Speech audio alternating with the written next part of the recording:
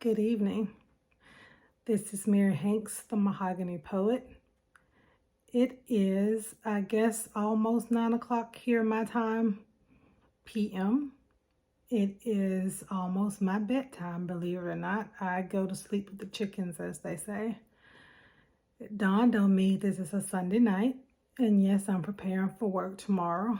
And actually, this is a rather different kind of week for me because I'm also preparing to go out of town this week, headed to California midweek. And it dawned on me that I had not gotten on and read a poem or had a discussion of any type.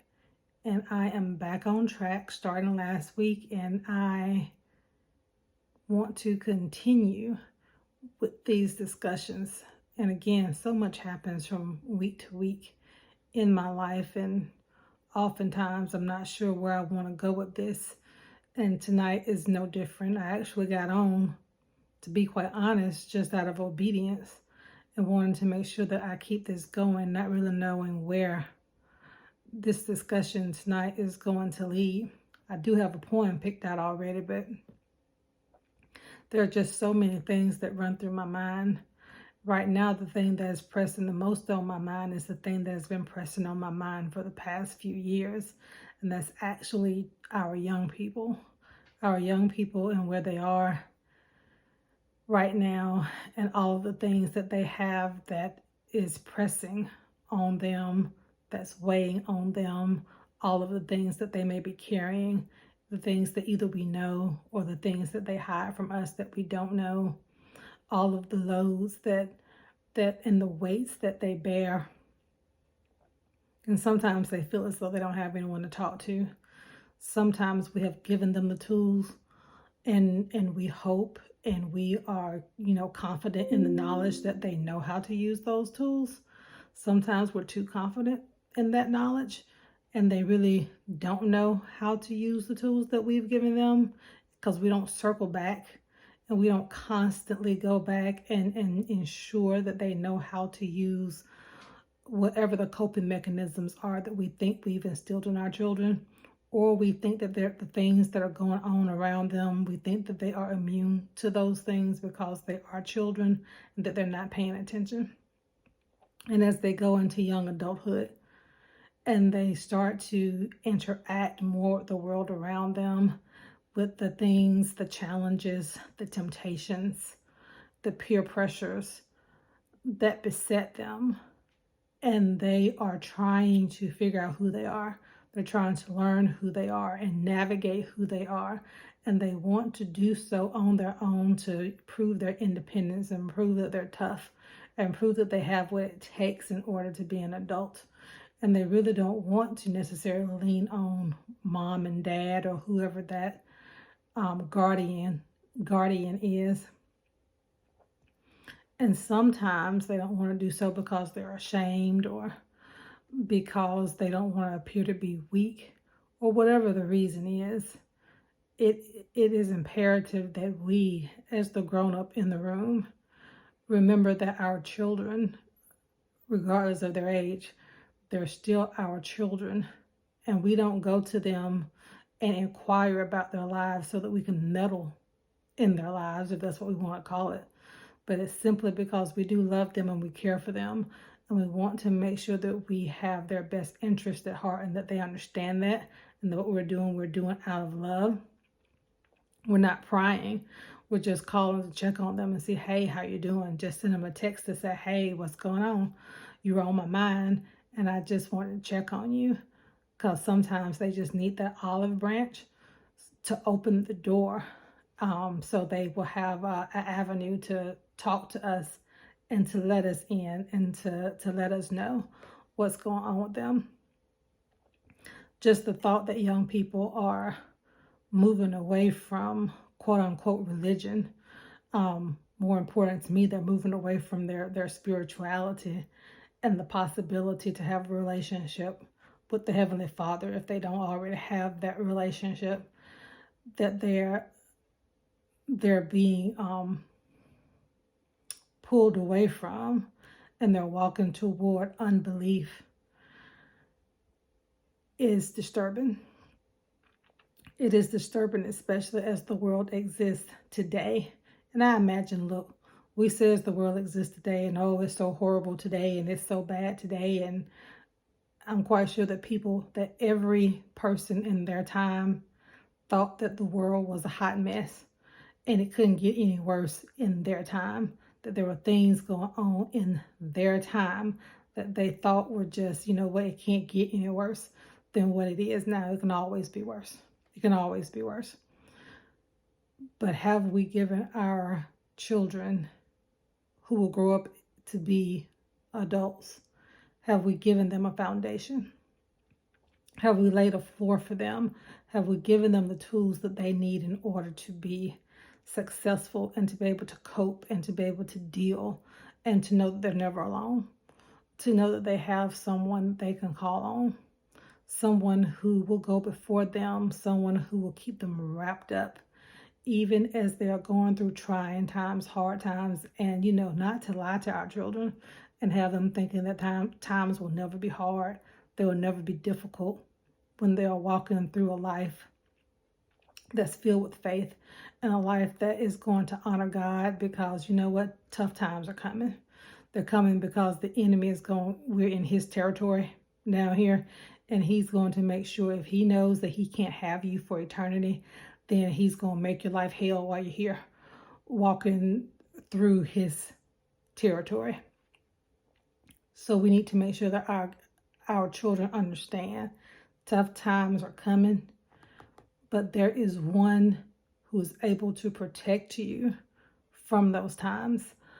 He's got you, and he's going to keep you, but you have got to, as his child, you have got to recognize him, build a relationship with him, honor him, love him, acknowledge him. I want to read the poem tonight, From God Lifted Me, a book of poems by yours truly. I want to read the poem Giving Up. It's on page 52. I'll read the poem and then I'll go into the why I want to read this particular poem. And it says, giving up. I couldn't give up on me, because that would have meant giving up on you.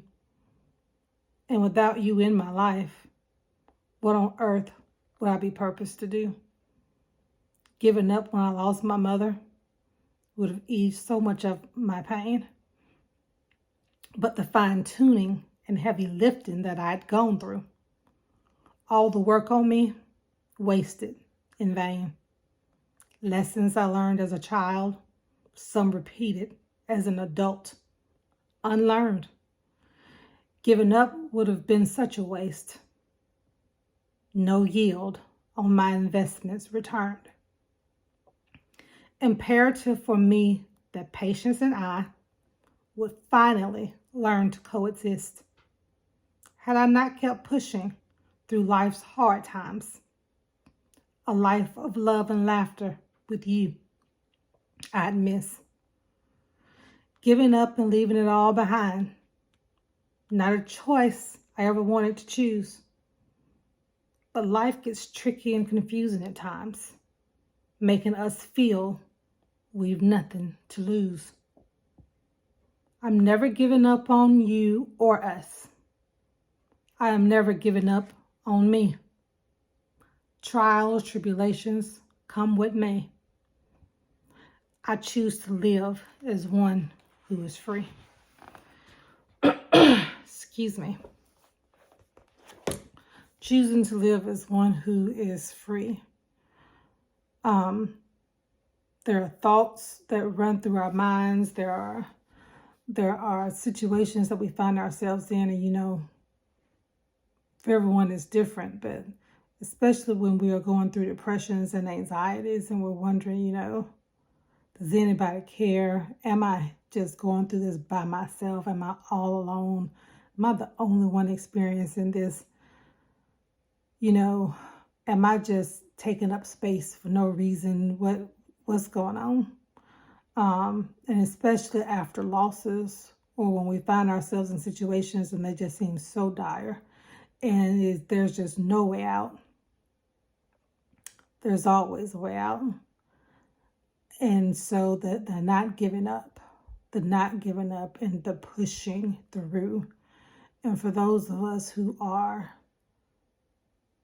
children of our Heavenly Father, for those of us who walk a Christian life in the Christian faith, and we believe in the love and the power of Jesus Christ, and we live our lives as Christians, or for those who want to, those who desire to, and as you learn about Him and how He walked through this earth, giving up is just not an option. It is not an option because you learn to know that the hard times are inevitably meant for your good.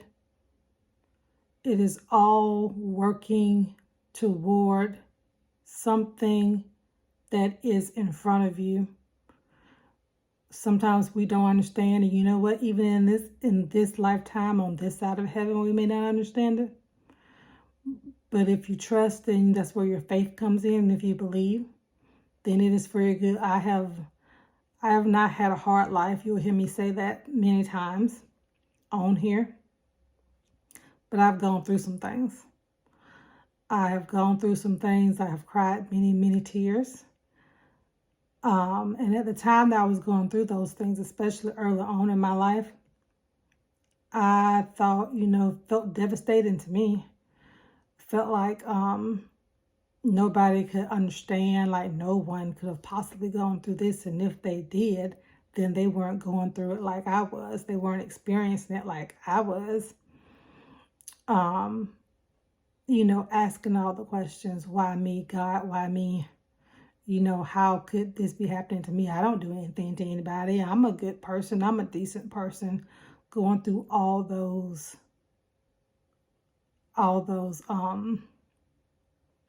talks and speeches in my head, listening and wanting answers. And somewhere deep on the inside, when I finally got to a point where I could hear, but just get to the other side. Just get to the other side and see what's waiting on the other side. And here I sit as a 52-year-old. And as I look back on all the things in my life that were hard, that were difficult, that I didn't want to go through, losing 2 parents. I remember losing my grandmother when I was younger. I remember our house burning down when I was in the 5th grade. The fire actually started under my bed. I remember I was frozen. I couldn't move. My dad coming and snatching me out of that bed. Just so many things as I allow myself to look back. And I was like, they were preparing me for something. They were preparing me for the people who would enter into my life at a later time. They were helping me to form the words that I would need to say to people as they would come across my path.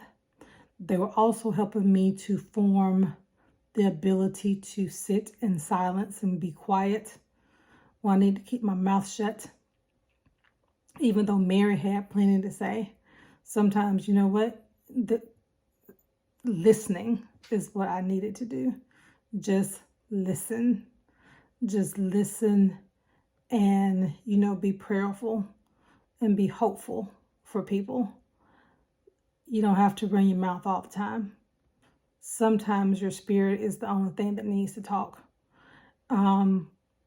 And the good Lord, he hears and he understands and he knows what people need, because we don't want to give up. We don't want to give up on ourselves, and we certainly do not want to give up on other people. And because, some may look at you strange and say, well, why does she take that? You know, people wouldn't talk to me like that, or I wouldn't take that, or why does she keep doing that, or why does she allow them to treat her that way, all that stuff. You know what? I've learned to shrug it off, because you don't have to understand.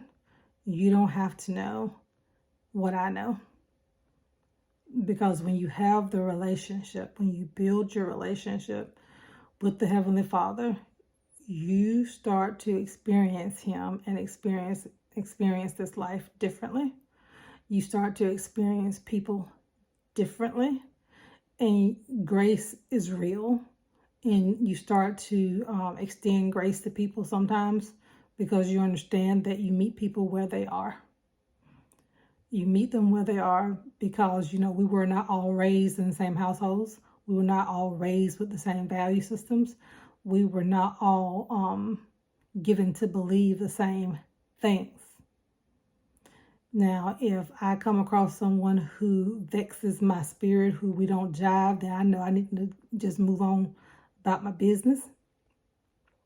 But that's where the discernment comes from. The spirit to, am I supposed to be here, and am I supposed to be engaged, or am I supposed to just move on? Because everybody is not assigned for me to have a conversation with, or to deal with, or to drop my seeds and plant my seeds. But giving up on people because others think that they're worth giving up on, that's not how you're supposed to allow your light to shine. But that's up to you. I just know that right now, young people are under attack. They are. They're under attack from so many different areas, so many different ways, being pulled in so many different directions. They don't know what's what. All they know is what the world is telling them is truth, is fact, is easy. And if those of us who know the Heavenly Father, who understand how God works, who understands who He is, if we're not willing to tell them His truth, if we are not willing to have the conversation, to not give up, to say, you know what, the devil is a liar. If we are not willing to do what we were sent here to do, why are we here? Why are we here? It takes courage. It does take courage. But He told me to come boldly and to speak boldly, to speak with authority. And He is my Father who is in heaven, and He is the King of Kings. He is the Almighty.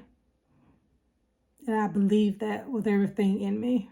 And because I believe it, because I believe in Him, He's got me, and I'm good. And I'm going to do what He's telling me to do and what He's leading me to do, because young people are under attack, not just my kids, but all of our kids. And we ought not to let Satan take any of our kids. So that was that's my take tonight. I hope that you have a great night, and I will be posting again in another week. See you soon. Bye-bye.